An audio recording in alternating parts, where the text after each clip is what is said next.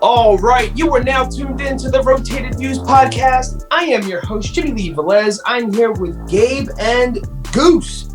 What up, what Dad up? Life, Father's Day edition. In this episode, the crew discusses fatherhood, family, advice for new fathers, Father's Day, and much more. We wrap the episode up with quotes from Clarence, Budington, Kelland, and Bartrand, Hubbard. Guys, if you're new, thank you for joining us. Don't forget to download and subscribe. We drop a new episode every Tuesday morning for your listening pleasure. Kicking things off, gentlemen, thank you for joining us. What up, what up? Yeah, so we're going to jump right into it. Father's Day was just passed, but I figured, we haven't done one in probably, it's been maybe 3 years. We haven't done, maybe 4. Done a Father's Day edition. So here we are. We're going to jump right to it. Our lives have completely changed since 4 years ago. I guess for me, I'll speak for myself. I know Heck couldn't make it, but Heck is a father of 5. Goose is a father of 1, and I'm a father of 2. I have 2 boys. Goose has a daughter. Heck has 4 girls and a son.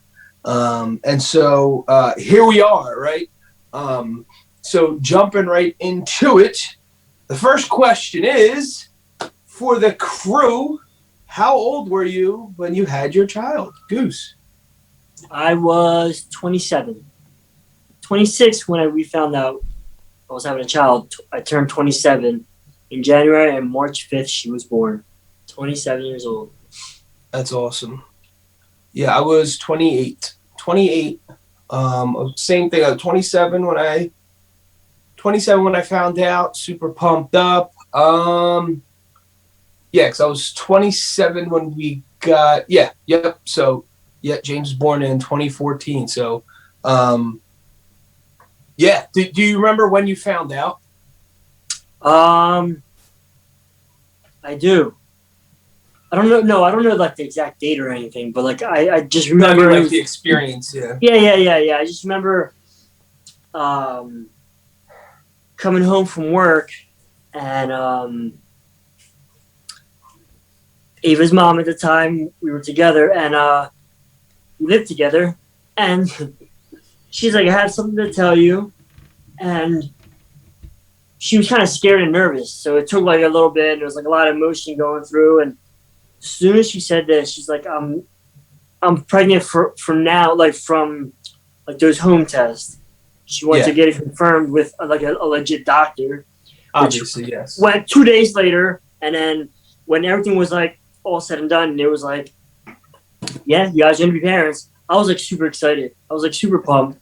Like at the time, we were ready to rock, and we were like, I had a house, we had careers going, so I was like super pumped to be like a dad. I was ready. I mean, it's always like nerve-wracking and stuff, like everyone says it, but something like that, there's no like, you can prepare yourself just to a certain extent, but there's always like, it's always like nerve-wracking. But I was excited. I was it was, like I said, it was just different. I mean, I don't know how else to explain it. We weren't planning on having some, but it was like, if we did, it happened. If we didn't, it didn't. Like, I don't know. It was just something that happened for us. So. Yeah, you're well positioned, and it was kind of just. So it wasn't. So we were pretty pumped up and excited. Yes, it's similar for me. I was actually at the time I was working from home, and I was in my office. And I guess it was towards the evening, and I was probably just wrapping up my day, so to speak. And my wife comes in. She comes home from work, and I guess she wasn't feeling too good. And then obviously she missed her menstrual cycle, so she's like, I'm gonna take one of those like the at home test or whatever. Mm-hmm. And so actually to rewind back before that, I didn't know that at the time. She went and did it because she just wasn't feeling well, and she's like, it has to be this. We were recently married, maybe about a year before that. So we had our own house. We were ready to rock and roll. It was fair game. We were trying to have our first child. So it was like she walked in. I remember her walking into my office, and she was just like emotional. Not emotional where to the point where you can see tears coming down her eyes. She was like, she had like watery eyes and a little frantic, and she's like, Jim, I'm like, yes. And I remember like turning over, actually at this desk right here. I remember turning over right to her. I'm like, yes. She's like, I just took the at-home test, and it confirmed that I'm pregnant. And I remember I jumped out of my chair. I'm like, yes, yes, yes. And I remember her, she was, poor thing. She was so scared. And I remember asking her that. I'm like, are you excited? She just like nodded her head, yeah, and then she started crying. I'm like, you're scared? She's like, yeah. I'm like, it's all right. We're going to go through this together. It's an awesome thing. And then obviously we're just like hugged it out for like a half hour. I was like overjoyed, very emotional, super pumped up. And it was just, it was just one of those things. It's like, I knew at that moment my life was going to change forever. Mm-hmm. In a very good way. But I was just so excited. And it was pretty similar with the way we found out with Kate. Almost identical, to be honest. And that was like 3.5, 4 years later. And so kind of like the same thing, super excited, and it happened. And it was 2 boys, and for me it was like we had talked about, it was different for me because my dad had passed away, whatever, like a year before that, a year or 2 before that. Right. So it was a very emotional thing for me to begin with, because I knew my dad wasn't going to meet my kids. And so I remember that it was always stuck on me. So I was like mentally working on that, working through that process out myself in my mind. And so, I got in obviously a good space. And so I was just overjoyed. We had 2 boys, and, and I think like, yeah, we're going to carry, the last name. And wow, what a thrill. I mean, it's been an absolute joyride ever since. It's just been, and it's true. Your life is never the same. I personally, in my experience, it's for the better. And I wouldn't trade it for the world. It's something that you can't even describe.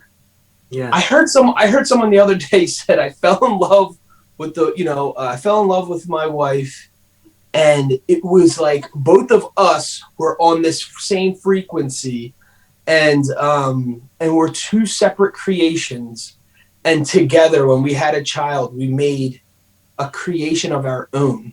And the way it was so simply said, but for some reason it struck me as just, it's so amazing. It was just, yeah, like we made our own version. It was both of us combined, obviously.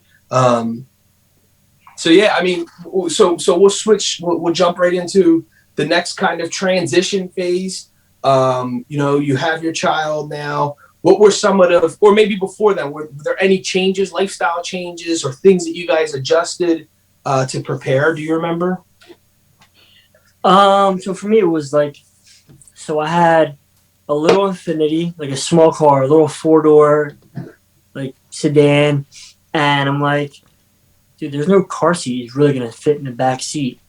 Yeah. So I remember buying like a small SUV, like a Honda CR-V. Like going to that was something that's like, I'm like, this isn't my taste of a car, but I am having a family, so I got to get the family ride. And I just remember getting that car, and I was like, all right, it's cool, whatever. And I was super pumped up about it because of the reason why I got it. Yeah. Right. So like that was like one adjustment for me. It was like I forced myself to get a car just to fit the family. And then I just remember like, obviously the first few days while the baby's born, they're in the hospital for like 2-3 days or whatever. I just remember the day they're like, hey, you guys can take her home. I'm like, all right. So we go downstairs, I pull the car up around front, and like the nurses come down with you and they like help you strap the car seat in and whatever. So while you're in the hospital, you're having all kinds of assistance. Like nurses and stuff like that. So they're kind of helping me out, doing everything, whatever. Yeah. So I leave the hospital, the baby's in the car, and I'm driving. And I'm driving away, and I'm like, holy smokes, like, this is my responsibility from here on out, like 100%. And I just remember driving so cautiously home. I'm like, and there's like a couple like little highways I had to go on, like, but I'm like, oh my gosh, like something happened. Like now I'm like overanalyzing stuff, like while I'm driving. It was like almost a complete panic on the ride home. Yeah, I'm like, dude, I'm responsible for this like little human being now. Like it was just like so crazy. And then I just remember coming home, and I had 2 dogs, and like the day before I kind of thought she was gonna come home, I grabbed the blanket that Ava had while she was at the hospital, and I brought it home and I gave it to the dogs so they can smell her like scent, or so something obviously should be something changes in the house, but that way they can adjust to like the new person in the household. So when I came home, I was holding the car seat in my hand, and the dogs came up, and I kind of gently put the car seat down. Dude, and they smelled her, they sniffed everything about her, whatever, and then they were just kind of excited and just like walked away. I'm like, all right, well, that worked.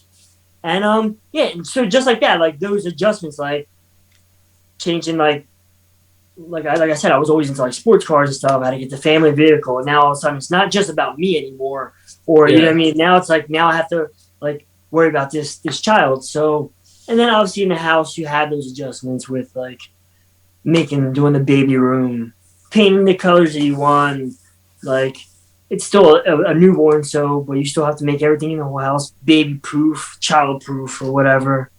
You go through all that stuff, but yeah, I mean those were like one of the first few like changes at first, bringing home. Yeah, no, for sure. Yeah, obviously, so similar things. We had to switch up a few things. I do remember a really fun part that we had was setting up the nursery, setting up his room in our house, decorating it. And again, like I mentioned earlier, we knew my dad wasn't around, and so we tried our best. So we had like this little. My dad was very into the cowboy era of things, and so we went for the cowboy theme. And so I remember just cherishing every moment, even when we were painting the walls to decorating it. I remember just looking at every little thing and just taking it in. I don't know what made me do that. It was just a natural thing. But I do remember getting in that weird phase where I think they call it nesting, where you're just making sure everything's safe. We already had like a nice little savings account, but I remember like not spending money on like other things, like luxurious things that I would when it was just me and my wife. We were just like, no, like I want to grow this next egg as big as possible in case something happens or we need it. And it was funny, just kind of naturally it just kicked in for us. Kel's a hell of a mom and still is, and it was just she was awesome at everything, and she did the whole breastfeeding thing, so that was new. We were the first on Kel's side, on my wife's side, to have a kid, and we're the first boy on my side, so it was fun for both families, because it was just different. And so we had new elements, and so, man, we really truly enjoyed the whole process. Again, obviously there's like crazy things that happen in between, and like Goose said, it's like, holy smokes, this is your responsibility. And it's the greatest job I've ever had and will ever hold. So it's you take pride in it. I don't know how else to describe it. But like I said, there's really no true words that can define really what the love you have for your child. But with that being said, it was an amazing time. It was cool to see the support that we had too, because like Goose said, like when you're there in the hospital, you're getting left and right, or assistance left and right. I mean, even from like the baby latching on to my wife to all the way down to changing diapers, and it's not huge scientific thing to go through, but it's definitely a learning curve. You're just trying to figure it all out, and it's overwhelming. But the support that we had made us feel way more comfortable. And when we brought him home, it was just so cool because everyone was like truly excited for us. I knew not only he was coming home to two loving parents, but a loving family and a support system. And it takes a village, right? And that's what we had already instilled. That's what's so dope about our families, is that they're there ready to rock and roll for whatever we need, any assistance, and just seeing the joy in the grandparents, like my mom and Kel's parents' eyes, just seeing that pride. And it was just, man, you take all that stuff in, and even pictures, even I'm staring at pictures and I'm like, I remember that moment. I remember like the thought process and the stuff you're thinking when you're holding this baby, like you created this little person. So yeah, I mean, the living situation for us was, again, it was the same. We just bought our house. We just were settling in. So it was cool because we bought a fixer-upper, so we were already having to do all this stuff anyway. So the cool thing was we fixed up enough of the house that we weren't doing construction or breaking any walls down while the baby was home. All that stuff was already done, and we could kind of just focus on, obviously just being a parent, new parents. Yeah, I mean, and then from there, adding, we had adding to your family size. We then had Cade, which is super hysterical when we thought we had, quote, figured it out as parents. And then all of a sudden our second child, Cade, his personality and everything he did was complete opposite of what James was. And so it felt like we had to bring, like, we're new parents again. Which was super cool. And like, again, we wouldn't trade it for the world. It was just so funny because even though we had a child, we had experience, we were confident. And here comes Cade totally switching up everything we thought we knew about, obviously taking care of a child and all that stuff. Of course, you get like the basics are always still there, but just the personalities and the switch of that. And even James adjusting to having a little brother. He was so good with him. He was never even really jealous or whatever. He was just like amazed. And I think it was because the gap was kind of big. Well, not that big, but 4 years where he was mature enough to understand what's going on. And he just thought it was the coolest thing, being a big brother. And he was really good with it. And luckily for me at the time, for the company I worked for, they actually offered paternity leave. And so I was able to be out. I think I was out for 4 or 5 weeks, which was an awesome opportunity for us that we definitely took advantage of. I was able to be here, not only supporting my family, but helping my wife with the little odds and ends, little stuff. Whereas the first time, I was only out for 2 weeks, and it was like kind of back to the grind, so to speak. With Cade, we're out, and then it was nice. It was a nice adjustment for James too. I think that's what helped it assist his transition and the whole thing, because you got to think he's also going through this too. Even though he's only like 3 or 4 years old, it's also him having to make adjustments. So me being able to be there those several weeks was crucial, I think, to our success as a family, and smooth, a much more smooth transition than if I couldn't have been here for that time.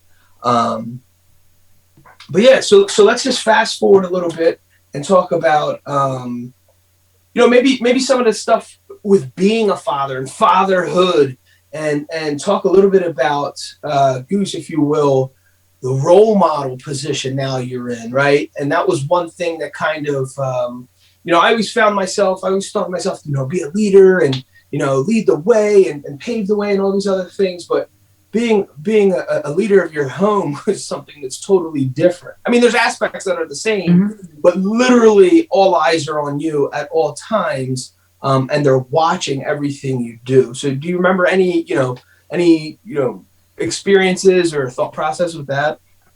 I mean, all I know is like I was saying earlier, like I have full responsibility of this living human being, and I'm like any other person, parent or whatever. You always want the best for your child, You always want to, like, in your mind, I want to buy them the best of this, want to buy them the best of that. And then you like have to step back and like, dude, I don't want to spoil brat though. I don't want this. I don't Yeah. want. So Yeah. you definitely have to like kind of fall back and like kind of, there's obviously as an infant, they don't know. There's this from newborn to what, like 2 years old, they probably don't even understand what's going on as far as that stuff, like being spoiled with purchasing of stuff. But I just know, I remember like, I'm like, dude, whatever I do, good or bad, it's going to affect this child as it grows up. Like, you know what I mean? I'm a reflection of the child. And then whatever I do is going to like affect the child as they get older, when they go to school, like what I do outside of school. If I don't know, if I get into some trouble or whatever, it'll affect the child at school because word goes around. And if the child at school acting up, it's a reflection of me. Like, dude, I'm not taking care of the child at home, letting them do whatever. So I was just always kind of like, I don't know, trying to raise her. Like, obviously, I have a daughter, so I was always trying to raise her, like, give people respect and like, and get respect as a female, get respect from a guy, from a boy, whatever. And this sounds so crazy, but like I always taught that to her at an early age, as like 4 or 5 years old. Like, and I wanted her to like be able, if she was in trouble in a jam or some sort of kind of, because I'm like an introvert, so I hold stuff in, and then when I explode, it's too late and it's a lot.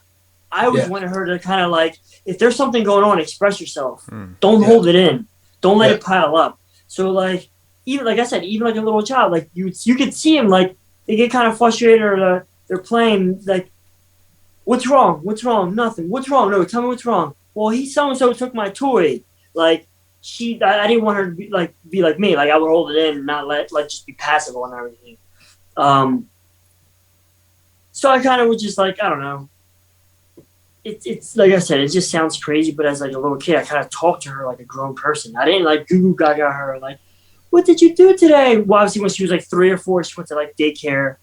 I'm like, how was your day? I'm like, no, on the ride home, like, Abe, how was your day? Yeah. She would answer me or she wouldn't. But like later on the road, she would understand that. Like, he always asked me, we jump in the car for whether it's school, whether I pick her up from my mom's house or whatever. Abe, how was your day? Finally, she got to the age where she was answering me. It was good. We did this, that, you know. So to this day, now Abe is 14. And we have like the best relationship. And like communication with me and her, I don't know how it is with anyone else, but with me and her, it's like on point. And she knows that, like, if she's doing something wrong, I'm not a physical person, so I'm not gonna like smack her or whatever. I mean, yeah, she's 14, whatever. But like growing up, while she was growing up, I wasn't like a physical person, so like I would just kind of reprimand her in like a verbally, which sometimes is probably even worse. Like I'm freaking lecturing her, and she's like, "Oh God," but like I would kind of tell her whatever she did wrong, ask her, did she understand, and just like kind of, I don't know. That was like my way of raising her to be respectful and just kind of be kind to people. Like don't be rude, no whatever. And honestly, like I said, she's 14. I feel like she's like everything that I wanted, everything that I tried to raise, that's how she was. Like, even when she was playing soccer, she played soccer from 4 to like she was 9 years old. And then when she went from 9 to 10, she moved up to the next level. And the kids were super physical. You're playing soccer, you're physical. Like, she didn't like it. She didn't like the physical thing, like, not one bit. Yeah. I made her finish off that year. I'm like, all right, now let's find something else that you like. So we just always kept her busy. And that's like, I just never had, like, let her have her own downtime where they can get into, like, mischief. Yeah. You know what I mean? Always kept her busy and always found something for her to do or whatever, whether it was cleaning her room or whatever. Extra work, like, yeah, I mean, that's pretty much it. Like, as far as trying to, like, raise a little girl into, like, a woman. Yeah, no, that's awesome. Yeah, and then I guess for us, it's very similar with the aspect of, you know, being a leader of your own family, of your own little tribe. You got to set the tone. You're the role model. They're watching you, all eyes on you. And, you know, initially, like, you feel that pressure in a weird way. And then you quickly adjust and you embrace it. And it becomes a thing of pride, actually. And you become something way better. Well, I believe I became something way better version of myself. And much more calm person. I was super hyperactive, just high levels of energy. Now, when you had the kid, my two boys, I think not that they take the energy away from you, you readjust where you're putting your energy at. And I want to take every ounce of downtime and invest it into their little lives. So, and I still do this to this day. I mean, right before the podcast, I'm staring at the time to the exact minute until I have to come into my office to record the podcast. We're just outside playing baseball, riding the power wheels, skimming the pool, just everything together, constantly telling them I love. That was a big thing. Being very verbal with telling them I love you. I want them, and they know, they can feel it. Everyone who's come to our house, you can feel the love in our house. But that doesn't mean that we're easy on our kids, right? And so we're very stern, and I believe that sets the tone because we have to. I believe in my family, in my tribe, there has to be some level of order here, but in a very loving way. But I constantly tell them I love you. I love you, buddy. I love you, buddy. And they say it back. I'm not asking them, but they just, because they feel it. And that was one thing I wanted to constantly remind them, that they're loved. And I love that you said the kindness things before school or dropping James off at school. I always say be kind, because I think that's a very special thing, obviously. And I said, make sure, and same thing, make sure you're respected and make sure you respect other people, their space, obviously your elders and your teachers. But when it comes to teaching them things, my approach is always explaining to the smallest granularity of any topic / subject I can possibly do to, my ability. I want them to understand. I want them to ask questions. I want them to be curious. I want them, I have the open door concept. You can ask me whatever you want, whatever it is. I want to have that channel of communication with my boys. And we do, thank God. But I talk about it all the time. And I remember there's just one day, I felt like, I don't know, they might have ate like a piece of candy or something. They were just very all over the place, super high energy, blah, blah, blah. And I don't really truly like to, damper that. They're boys, they're going to jump off the couch, blah, blah, blah. I want them to be safe and whatever. But I felt like for whatever reason, at one time I kept saying, stop, guys, stop. Someone's going to get hurt. Stop, guys, stop. And I annoyed myself. And I remember thinking like, all right, I got to switch up my approach because clearly it's not working. Regardless if it was the sugar or not, it's not working. And I remember sitting both of them down. And mind you, one was 2 at the time, the other 6 at the time. So I was very basic, but I just wanted them to know, guys, I don't want this to come across like we're saying stuff to you or not reprimanding you, but trying to discipline you because we like to. We're doing it because we love you. We don't want you to get hurt. We want the best for you. And I remember telling James, dude, it might not come off the right way, or it might not come off to, whatever, to your, liking all the time, but understand what I'm saying and how I'm doing it. Both me and your mother love you, and we're doing it out of love because we care for you. I felt like if we don't say anything, is that we don't care for you. And so, and again, that pressure changed, right? When you're saying, Goose, when you're taking Ava home and my God, you have that, it's my responsibility. Not that goes away, but it adjusts on what is. And so it's like, these 2 kids of mine are citizens of this world, and I want them to be respectable citizens. I want them to be proud of themselves. And so like in the middle of that, you got to start young. You got to have these conversations young, just so that when they're older, they know this is a normal conversation between us, between their parents. This isn't like an awkward thing. Now we talk about everything under the sun, whatever they want. We watch sports together.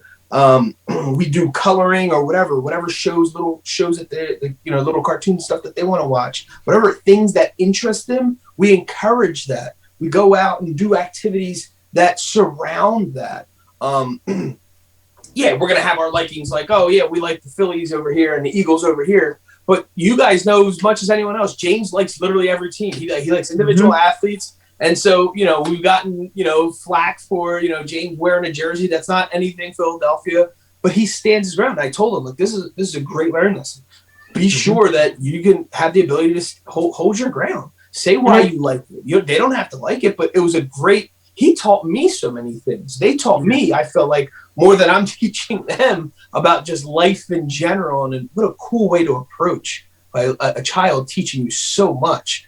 Because we look at parenting as like us telling them what to do and how to live life, and us like vomiting our thought process on top of them, which is like awful if you actually think about that. But you want them to also develop.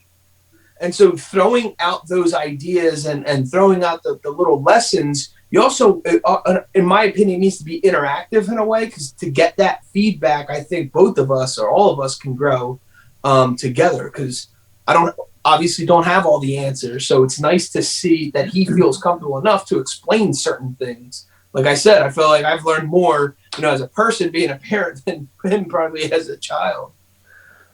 Yeah, and then you want them to be their own person. You want them to discover themselves. You want them to you don't want to force them to be like, I know growing up, like a couple parents, kids that I grew up with, their parents want them to be like the best baseball player, and they swore they were going to be an MLB. And they drilled it so much, it was like they didn't want to play baseball anymore.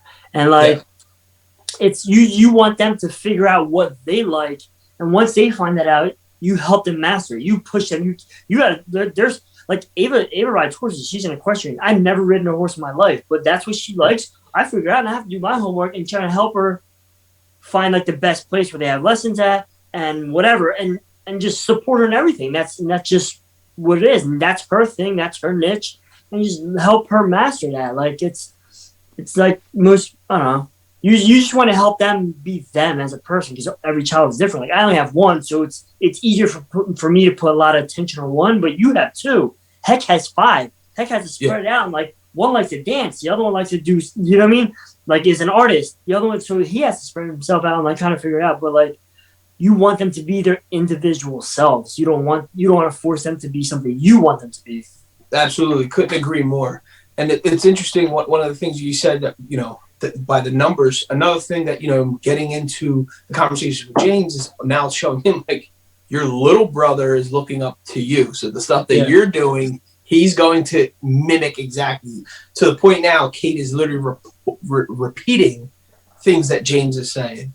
And so, I try to bring that to his awareness. It's like, hey, look, you got a little person watching you. So just understand that it might seem like that we're harder on you or whatever. You have to understand that there's an age gap. So some of the stuff that I'm going to be saying to you, because then James got into the thing, well, you don't say X, Y, and Z to him. I'm like, I do, just in a different manner.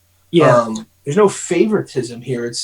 He's not there yet. So you have to gauge. And it took him a while to understand that, but I think he now figured it out. The way how we talk to him is going to be a little bit different just because his understanding's a lot higher. And so even him being, a little role model or a little leader in our house, and that's what I want. And yeah, you want them to have their own opinion. You want them to have their own little personalities, which they will have. But yeah, you want to encourage that. You want to nurture that. That I believe that's part of being a person and developing a very strong person for the future.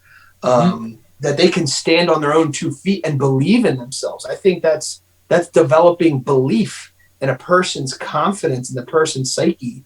That, wow, look at my foundation. My parents literally supported everything I did. And I was like, whatever, and this one thing I said, I don't care, whatever it is that you do, just be the best at it, or at least strive to be the best. It's not a competitive thing, but it's more of so to become the best version of yourself in whatever that element is. And yeah, dude, I agree with the sports thing. If you're not going to finish, if it's not for them, let's finish the season out, rock out with it, and then we'll move on to whatever else. Sports is a very easy thing to manage and talk about because it's a very basic thing, but that can go for an instrument that they want to play, another craft or activity that they want to partake in. Support your kids, support them. If you can, obviously do the best that you can. But I'm a firm believer in that. Again, that's sharpening and honing in their skills. And also give them that experience. Like, what is sports? Like, like they don't know if they even like it or not unless they even try it. Because Ava did gymnastics, she did lacrosse, she did she ran track. Like, she's done everything and felt like kind of like, yeah, nah, I don't like this, nah. But I tried it, so I know I can say I don't like it. She could say she don't like it because she's tried it. But you know what I mean? Unless they try, like, and I just let her find her niche, and then and then that's it. Like, freaking let them find a niche and let them and help them master it. If you can sense if a child's good at what they're gonna do. You can sense like if right now we all know James is like he's amazing at baseball. Like he's the smallest on his team, like 7 years old, and this kid's like one of the top leaders on the team now. Like you could tell that's his passion. He's good at it, so it makes you even more want to like support him even more and give him that more of a like. There's not. I mean, like Ava, she went to play basketball, and I can see her playing basketball. I'm like, yeah, I don't think that's her. I'll support her and push her to her, but like in my mind, I don't want her to get disappointed later on the road where she realizes that I want to join a team and she gets cut. Yeah, you know what I mean, you got to kind of try to balance that out. Like tell them, you got to practice more or whatever, and trying to guide them in the most positive way. Of they're really not that good at it, and find something that they're really good at, which is kind of tough too. Yeah, no, absolutely. And I also think just being multifaceted, just not just sports and not just an instrument, doing a little bit of everything. Their brains are they're absorbing everything when they're small. I mean, that's one of the biggest recommendations I can ever give is try multiple things, activities with them. Again, you never know what they could potentially be good at or what their liking is if they don't get that exposure. And again, a lot of the stuff you'll have the ability to cross off the list because it's just not going to be their thing. But at least you tried it. We say it all the time with food, right? At least try it, right? With a baby sees or a kid sees like something on their plate that they're not too hyped up about or fond of. Like, no, I don't want that. I'm like, all right, I'm not going to make you eat it, but can you at least try it? You just never know. And we've all surprised each other with stuff like that with foods. Yeah. And I tell James all the time, your taste buds are going to change every so often, so you never know. That's just the same with other activities. Maybe you might not like it now, but maybe further down the road, it might be something we want to look into. So we always keep the doors open, not locked in to one little thing for a 3-year-old. You know what I'm saying? Like, it's just giving them that exposure and support. And just be there, and just showing that support. Going to the events is a whole other thing, right? Showing up, and taking them there, and it's going to be crazy packing the bags and getting the uniforms or whatever it is every morning, complete madness. But then they know you're their support system, right? And they can count on you. And I think that's the biggest thing. And that's what I want my boys to know, that they can count on me. They can rely on me. I'm always here for them, regardless, whether it's them, they want to talk, or they need, a few bucks for something, whatever it is. I want them to have the ability to at least come to me, right? And me be their first, at least one of their first source if it's not their mother. And so I think it's a unique life. I think it's fun. I think it's honestly the best thing that's ever happened to me. Again, it softened me up in a very, very good way. Maybe look at things totally different, turned me into a beast with other things. And yeah, man, it's just the perspective and the spin you get on life. Talk about paradigm shift. You get a total paradigm shift when you become a parent. And so embrace that, fall in love with that. It's not going to be, whatever, cherries and flowers every single day, but it's the majority of it. I wouldn't change it for the world. So I don't know. I think it's awesome. I'm so happy. I'm so very thankful and grateful that I am a father. So happy and very grateful for my wife and my boy's mother. And I think we're doing a great job. And I think there's obviously a lot of room for us to grow. But there's our future is very bright with the boys. I think their futures are very bright. I look forward to it. Like I said, every day I try to squeeze out as much as possible, quality time with them. Always thinking ahead on events planning, planning for events, on things we can do with them, just to see the joy out of their faces is it's so much fun. And it's something that's just as cool and sometimes even cooler is watching the joy on the grandmother or grandfather's face. Just they take all that in. They just see the little version of you inside this little grandbaby, and it's just love at its most purest form. Yeah, absolutely. Yeah, so, as you were saying that, I'm like, everything that I just said earlier about like raising a child. Now, Ava's 14, she's gonna be 15, she's going into high school. So now I feel like the test comes. Yeah. Like this is where I'm gonna be tested, or she's gonna be tested with a lot of stuff. Like now this is like she's going to like an age bracket where life-changing things happen. Yeah, for sure. If I felt like if I did what I wanted to do from the time she was born to now, she'll just keep her head up and just stay out of trouble or out of distractions, out of like the side part distractions, and she'll keep doing what I kind of help guide her to do. Like stay in school, stay focused, stay whatever. So right now, like I feel like coming up for me now, speaking on the future, like. Dude, I hope everything that I still learned in the past 14 years works out from here on out, because now she's a young lady, so she can make some of her decisions. Not all, but she's old enough to make some of her own decisions, and like she's going to be in ninth grade. In the next few years, she's going to decide on what college she's going to go to school for. Those are life-changing decisions. So like now she has to. So hopefully everything we've instilled in her in the past 14 years worked out, and hopefully she grasped it all for the positive, for the better, for her, better lifestyle, better everything for her. So like now for me, there's like the ultimate test is coming in the next like 4 or 5 years. Yeah, no, for sure. There's obviously what product is coming out of what I just did. Correct. Yeah, and then after that, after college, and then everything you learn from there, and it's just then whenever she finds a significant other and what that looks, career wise. That every level there's going to be the new challenges, of course. But I agree 100%. Like preparing them for the next level, that's what we're doing now, right? We're planting those seeds. And that's my biggest recommendation. Get in their ear. Make sure you're having those conversations. In those like the high school years, I know one of the biggest thing is your surroundings, your friends, and the groups of people, friends, that you hang out with can really shift your experience, whatever that is.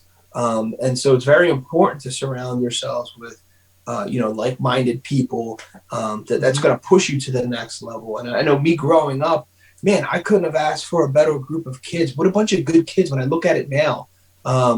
Everyone was on a mission to not only get good grades, but to be in honors and to make varsity team, be the best that we could possibly be, and go to the college of our choice and we did. And I'm like, wow, what an amazing thing. And I wish that on my boys. And so I know that's like a huge thing. Each level you go to, you try to like recall in your life what your parents said to you, and also then mix it with your experience, right? Because times change, and there's certain advice that won't necessarily work in a whole new era or generation, right? And there's very tricky things we get into with cell phones and all this new technology, and we didn't have the Facebooks and the Instagrams or YouTubes of the world when we were growing. We didn't have any of that. One of our favorite country singers has a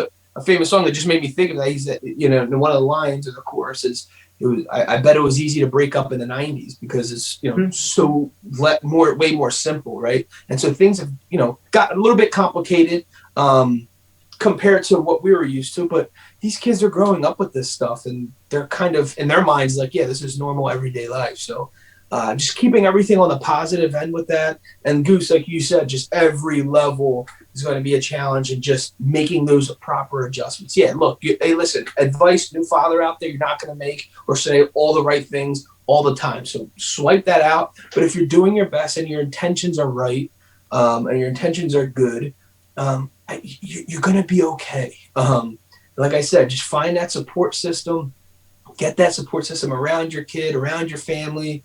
And somehow, some way you figure it out and things work out. Yeah, stay in contact with the kid all the time. Like, Ava's school, she's done school already, and I'm at work, and I call her multiple times a day. What are you doing now? Where you at? What are you doing?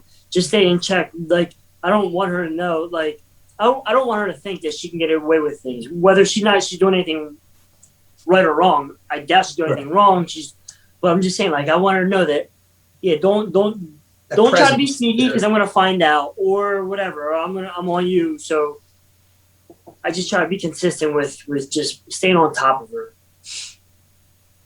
Yeah, no, absolutely. That's keeping them in alignment, keeping them in check.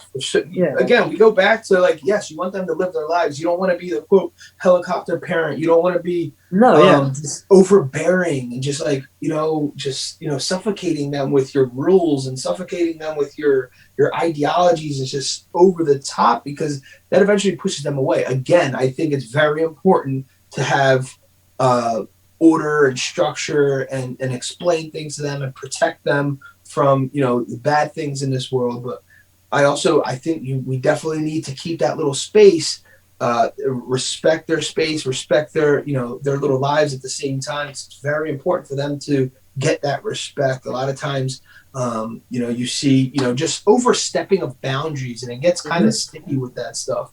But yeah, staying in communication with your kid is obviously probably up there in the top 5, right? I mean, you gotta, keep them in alignment. Again, keep them in check in a very loving way. And again, I think if your intentions are good and you're really trying to be the best, I think that'll come off and they'll understand that. And then they, in return, want to make you proud. I remember that I had that feeling with my parents. I'm like, dang, my mom said this for a reason. I remember all those lessons playing in my head, or if I got myself into a jam, I just hear my mom or my dad saying something. I'm like, God, they told me, and I'm still in this, crazy proposition here. But anyway, and they're absorbing it, right? They're, whether they actually process it or utilize it years down the road, but eventually it's going to stick. Yeah. And also, like, so going like up to present, like obviously Ava and her mother and I, we're not together. So the co-parenting is like a huge thing. So like we want to make sure that she doesn't think that she can get away with something in my house and then go to her mom's house and get away. And like, so we just try to, like, we all have to work as a team and make sure that we're doing a good job as far as co-parenting, that we're all on the same page, and that, like, that she can't get away with something at her mom's house and they let them pass because Ava's done stuff at her mom's house, not whatever, disobeying, and I grounded her at that house. So like, it's all about, like, you're at another household under someone else's roof, but you can't get away. Like, those are still my rules, whether they're in my house or your mom's house or whatever. All rules still apply no matter where you go. Usually be in constant communication amongst each other too. Yeah, so we all do, like, a good job as far as, like, me and Lauren. We hold the rules down at the house, and then Ava's mom and her husband Mike. So it's like 4 of us. Yeah. We get together, and really we kind of just stick to our rules. We stick to the same thing. Like, we all had the same concepts, same ideas, same, like, what Ava's doing right, wrong. We just work together, so we're all on the same page. Keep it consistent across both households. For sure, yeah, that exactly. Stay consistent. So, like I said, she was at her mom's house. She kind of got out of line. It was something that I wouldn't let her do here. Yeah. She was at her mom's house and did it, and I still grounded her at her mother's house. And same thing, like, her cell phone, dude, you're 14. Like, we can take that away. Like, that's all that stuff. She has to realize what she has, certain things that she has, is a privilege, not just a necessity, like a phone. Like, so that's, like, yeah, that's just a huge part. Like, co-parenting, it's tough. It's definitely not the easiest thing, but if you can guys get on the same page, it makes it so much easier for the child, like, to understand stuff, and child know they can't get away with anything on either household. So that's a whole nother level of trying to work out. But yeah, we try to master it all. Yeah, I think you brought up a great point too about boundaries, right? Just make sure you have boundaries set in place, regardless of where they are. It could even be amongst your significant other and the other parent, or even grandparents or brothers and sisters, or their uncles and aunts, whatever it is. Sometimes I'm going to go over my aunt's house, my uncle's house, and get away with X, Y, and Z, right? And so the aunt and uncle, they need to know that who's the parent here. You want to be the cool aunt and uncle, or you want to be the cool grandparents. Let them get away with X, Y, and Z. But you also have to respect the boundaries on who's the actual parent, because that also cannot be so very healthy if it gets out of line. And also setting the expectations, right? Regardless of how involved you are in your child's life, you can't not say, for the first half of their life, not make anything of X, Y, and Z, and then all of a sudden you're super hard on them. And that expectation, they're going to look at you like, what in the world was that? What kind of transition was that? And so I just think communication is key on both, whether it's setting boundaries, setting expectations for everyone, involved in the child's life. And to be honest with you, a lot of that stuff's based off your action as a parent. How do you treat their mother? How do you treat their father? Right? Because they're watching. Like, oh yeah, you're telling me to respect women and you don't, right? Or you tell me to respect men or respect my elders and you don't, right? And they're watching that. And so it's like you can't be contradictory in what you're saying either, because they're watching what you're doing. And so that's very important for your actions to also meet what you're preaching to them. And I guess to obviously, guys, we're not nailing every single thing, and maybe our opinion might differ from yours. This is just, a brief, little thing of our entire lives, right? This is like a tiny baby snippet. And so, of course, there's topics that we could hit or we can expand on, but we just kind of want to give you, a brief kind of overview on the very basic things of, us being fathers, right? But to transition, one of the last questions, Goose, for you is, how do you like spending Father's Day?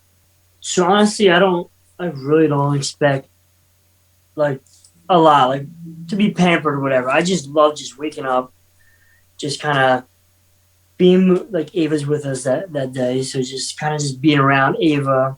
And obviously, like me, I'm a child. Unfortunately, my father's not here. So I go and pay my respects to where he's at, or like the tombstone, the grave where he's at.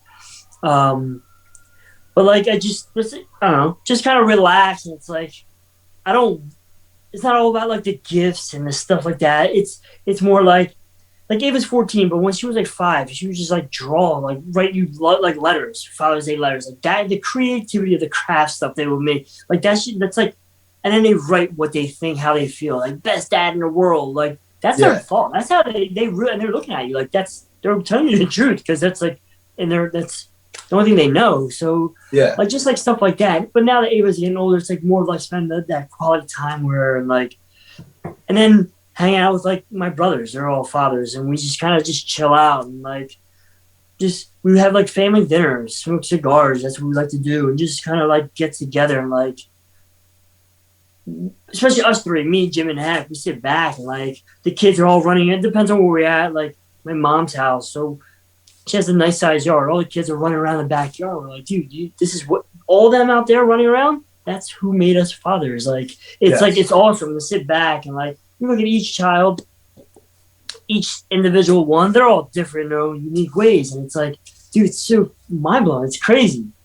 But and that's honestly, I just spend the Father's Day. I just like keep it simple. Just for me, it's really about family and like just kind of spending time with my daughter. Like that's really, I don't expect anything really, just that time spent. Yeah, so I'm pretty much the same way. nice, chill, laid back, as long as I'm with my boys. And like I said, spending quality time, obviously with my wife and my brothers and my mom, just family, just high quality family time, laid back, appreciating, thanking God for the life that we live. Because honestly, it's a truly is a blessing. And honestly, a time to reflect for me. As you said, our father's not here, and just to think about all the lessons he taught us. And I laugh all the time at, he would crack up at X, Y, and Z if one of the kids or one of the boys would say or do something specific. It reminded me of him. And I feel like, universe works in funny ways like that they do and say things that just remind you of that special person, in our case, be our father. And so, just a time of gratitude, and just, I have a smile from ear to ear, man. These boys made me a father, and it's just, wow. And again, obviously the ultimate love and respect to my wife, who, put me in that position. If it wasn't for her, if it wasn't for our relationship, our marriage, our love for one another, I couldn't have that. Right. And so it's like, I always say, he's like, man, when I think back on the opposite for Mother's Day, I say, thank my mom for giving me, for bringing me, giving me life, right, and being here. And then I thank my wife for giving me life again, right, for giving me my two sons. And it's just, it's an amazing thing, man. We're truly blessed. There's nothing else to say. It's just enjoy it. I hope you guys enjoyed your Father's Day. You guys, all you fathers out there, embrace it. Love it. Be grateful for it. We're truly blessed, man. Goose, you have any parting words? No, I was just saying, like, for me, as a father, I'm just so grateful. Just grateful. It's an experience that, yeah. I mean, I love it. I'm glad I'm able to experience it. You know what I mean? Like, I'm just grateful for my awesome kid. That's it. Yeah. Yeah, no, absolutely. It's a joy watching you guys raise your kids. It's a joy, watching my other family members and friends of mine raise their children. It's just so cool. What a blessing. And yeah, truly grateful. It's something so special. So there you have it. That's our take. Dad's Life, Father's Day edition. We'd like to wrap things up with quotes, and the first one by Bartrand, Hubbard. I've had a hard life, but my hardships are nothing against the hardships that my father went through in order to get me to where I started. Awesome. That reminds me of a famous quote, standing on the shoulders of giants. It's a great quote. The second one by Clarence, Budington, Kelland. He didn't tell me how to live. He lived and let me watch him do it. Dad Life, Father's Day edition. In this episode, the crew discusses fatherhood, family, advice for new fathers, Father's Day, and much more. We wrap the episode up with quotes from Clarence, Budington, Kelland, and Bartrand, Hubbard. Awesome. Guys, thanks again for joining us. The Rotated Views podcast was produced for self-development purposes. Huge shout out to our sponsors. This episode is brought to you by the Blessed Lifestyle brand. That is BL3SSED.com. Also sponsored by The Motivation Files Unleashed. This motivational mixtape will be your fuel for success. Available on all platforms. Guys, don't forget to visit the website, JimmyleeVelez.com. Follow us on Facebook and Instagram at Rotated Views. If you have any inquiries or questions, email us at info@JimmyleeVelez.com. On behalf of myself and the rest of the crew, we wish you massive success. Stay blessed.